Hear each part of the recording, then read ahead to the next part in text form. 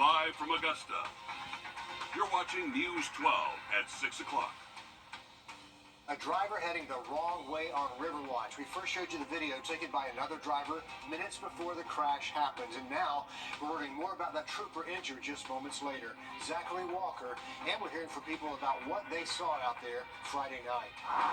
And here's a map of where the crash ended. It's not too far from the village at Riverwatch near Eisenhower Park. Our Audrey Dickerber joins us live from Riverwatch. And walk us through what deputies say happened that night, Audrey. Yes, I'm over on Riverwatch right now. We're actually right across from Eisenhower Park, just like you mentioned. And the car was driving this opposite direction. So you see a lot of the cars are coming our direction right now, but the car was actually going that direction, ending right over where you see a little bit of that dirt was where the accident happened. But for everyone that witnessed this, it was definitely a very scary few seconds. It was too close of a call. I play that scene over and over in my head every day. Because it's like we could have been gone. 1 minute she was driving down Riverwatch, and then the next she says headlights were in front of her, coming from the wrong way. When I was getting close to the curb, I noticed some lights, some car lights, and I'm like, those lights look awfully close. And as soon as we hit the curb, was going around the curb, the car was flying around us, so I was able to pull over onto that shoulder real quick, and I'm blowing at the horn at the same time. I'm like, they not even putting on brakes. My heart sank, and I was just shaking and stuff, and she was shaking too. Just minutes before the accident, Mitchell Barton saw this, a car driving down Riverwatch going the wrong way. I got behind the wheel and drove down Riverwatch myself. It takes around 3 minutes to drive from downtown to where the accident happened. I had to do a double take. I looked over, turned, and looked back again. I was like, man, that guy is on the wrong side of the road.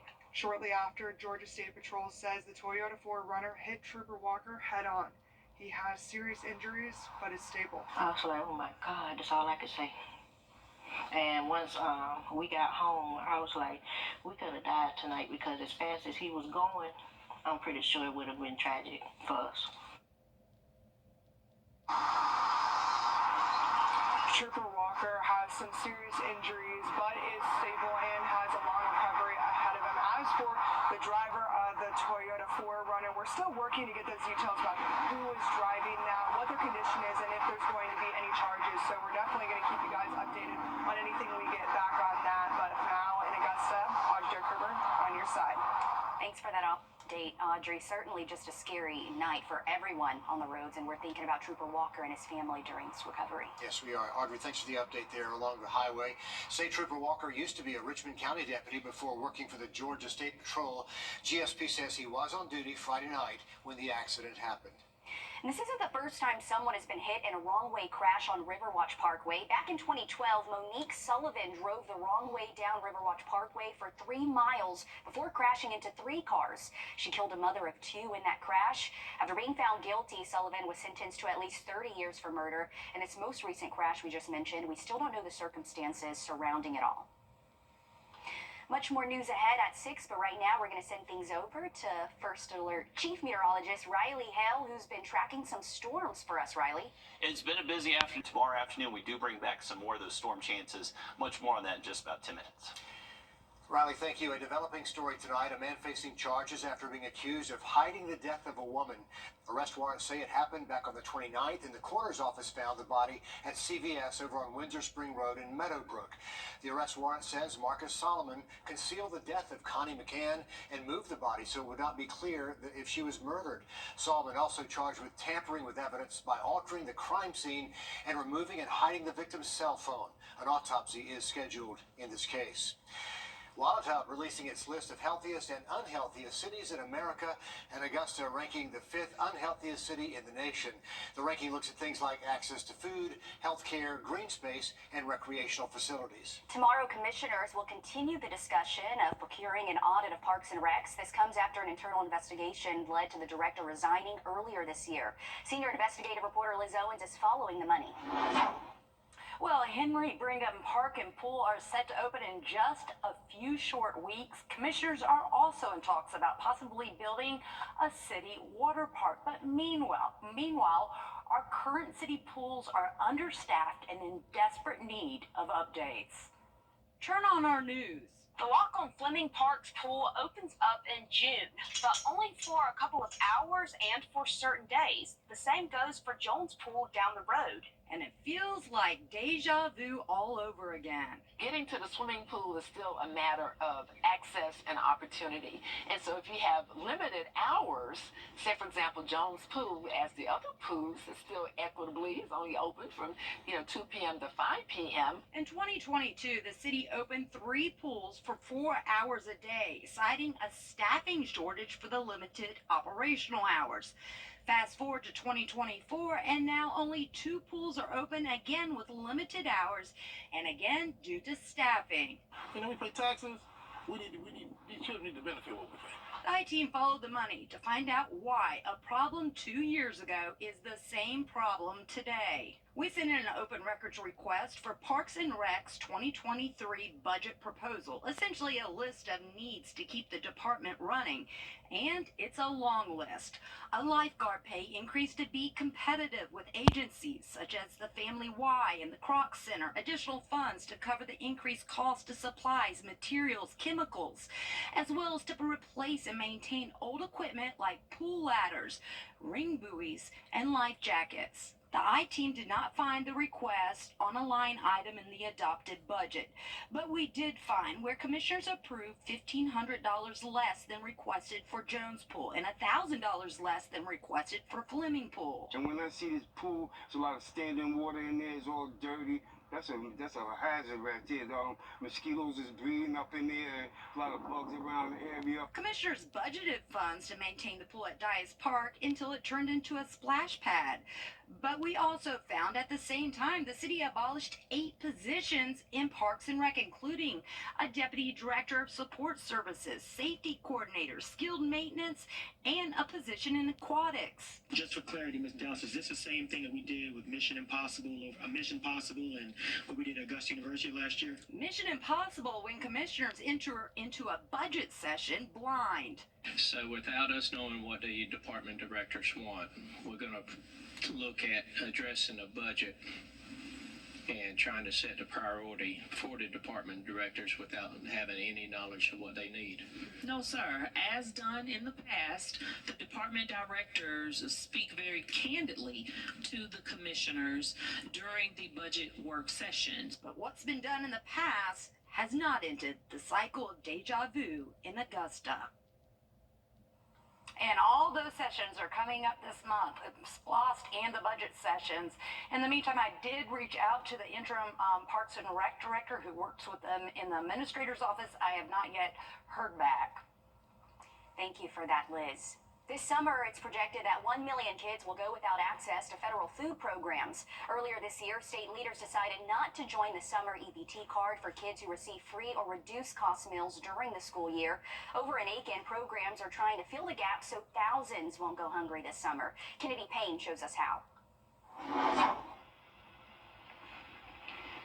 Summer is in session, which means summer meal programs in Aiken County kick off this week. The Serenity Charity Club is making sure kids are fed by meeting them where they are, like the Aiken Recreation Center. Last year we had like nachos, corn dogs, and stuff like that. That was good. Today was the first day of Serenity Charity Club's summer feeding program. It lasts until July 19th. The program feeds lunch to children 18 and under, free of charge. Instead of just meeting kids at schools, the Serenity Charity Club is meeting kids in locations where they can eat and tag along in fun summer activities. Tondra Cooks, the recreation manager for Aiken County, got emotional talking about the importance of the program. Children don't ask to be here, and if their parents can't help them, we as a community have to step up. The CEO of the Serenity Charity Club says she started this program to take the burden off of families. We know parents are working. We know the cost of groceries is up there. So this at least can help a parent out during the day. Other counties in the area are addressing the need for food after they saw a major demand for summer feeding programs this year. I have noticed a greater need this year, as a lot of reports have shown throughout the state that there are more hungry children and individuals out there. And so the way that I noticed it was when we shared our location list on our Facebook page, it was immediately shared, and it's been shared over 100 times. So it's obvious to me that the word needs to get out there.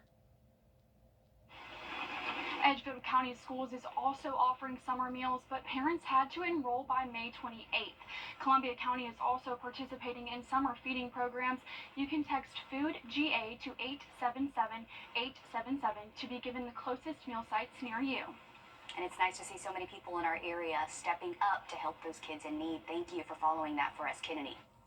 Coming up, one teenager is ready for summer camp in high school after she spent a lot of time at home sick. Next on Miracle Monday, we're raising awareness on sickle cell disease. And we have been keeping on a few showers and thunderstorms on our radar network, and more storms are in the forecast the next couple of days. I'll have a full look at it just after the break.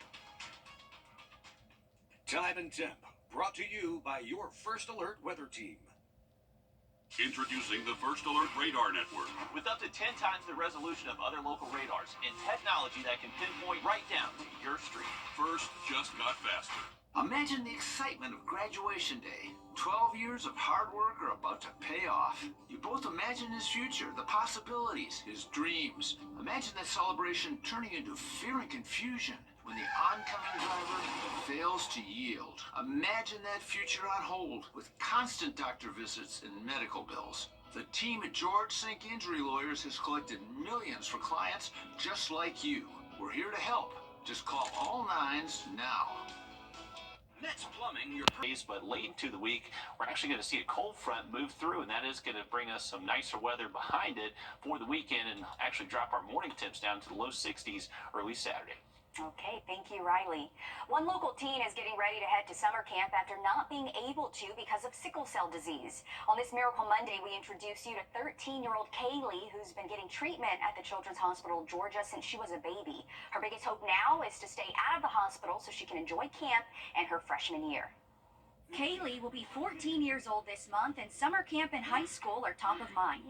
I'm looking forward to just having very much fun.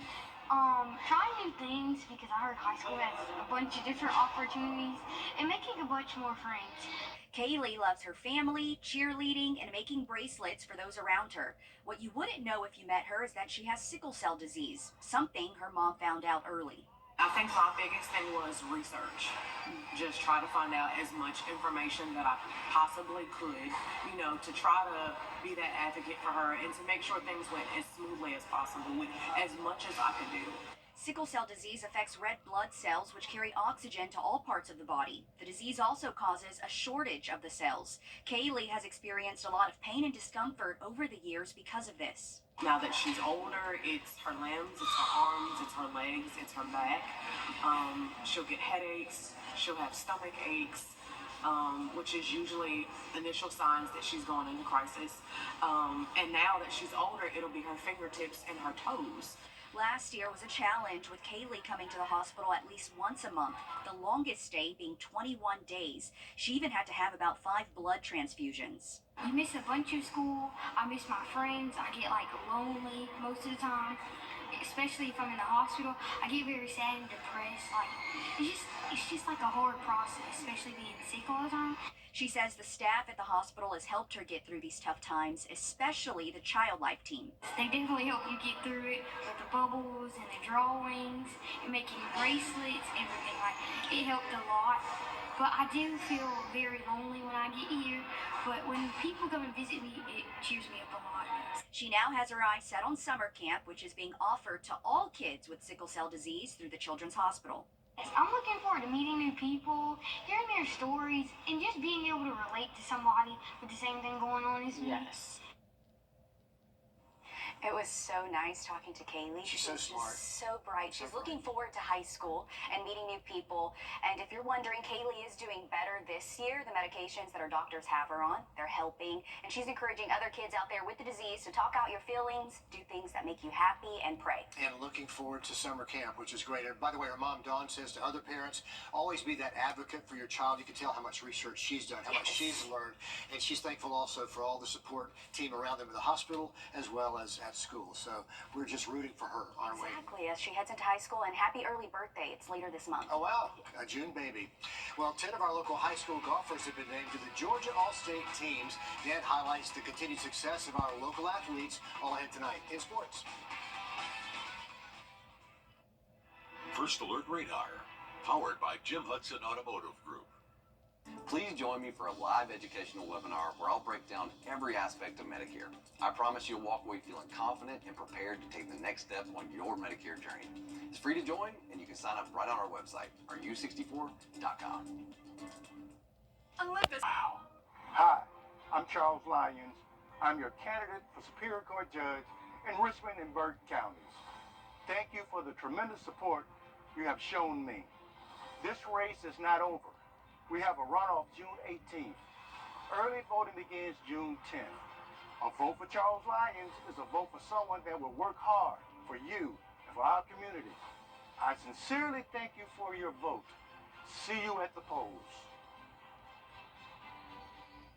Hey, it's Anna Christina with Roof Savers. Is your roof showing signs of aging? Do you have missing shingles, black stains on your roof, or little rocks in your gutters?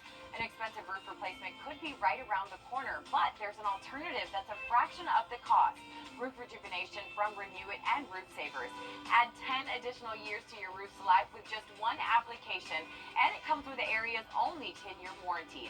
Call now to see if your roof qualifies. Roof Savers. Save your roof, save your money.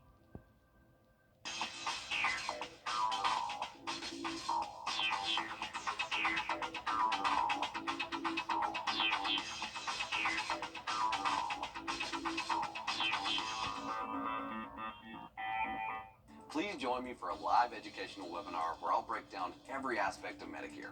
I promise you'll walk away feeling confident and prepared to take the next step on your Medicare journey.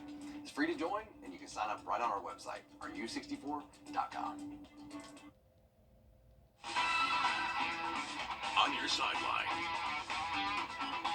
Every year, coaches from all over the Peach State come together to nominate and select the GHSA All-State teams. This year, between all of the different classifications, 10 CSRA golfers have earned All-State honors. 2 Lakeside Panthers made the Class 6A All-State team, senior Barrett Loftus and sophomore Hamilton Coleman, who is the individual state champion and player of the year in 6A. In Class 5A, Greenbrier's Addison Lukic and Walker Gant are both being recognized. The Lady Pack finished as the 5A state runner-ups this year.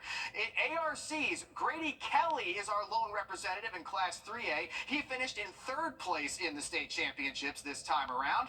Then in Class 1A Division 1, Swainsboro's Colton Lewis had himself a fantastic year, finishing as the individual state runner-up. In Class 1A Division 2, Aquinas' boys finished 2nd in the state as a team, with Peter Nguyen making the All-State team, and both Charlie Hargrove and Jack Rhodes being named honorable mentions. Emmanuel County Institute's Jana Scott was also named honorable mention on the girls' side.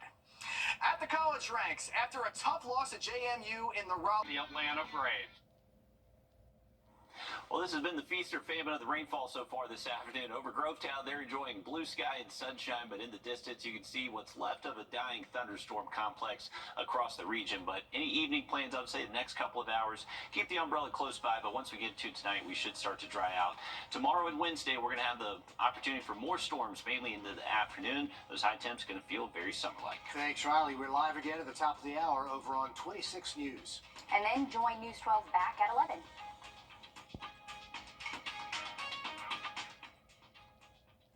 At the CBS Evening News, we focus on solutions, finding solutions to help people understand what are the right choices to make for you and your family.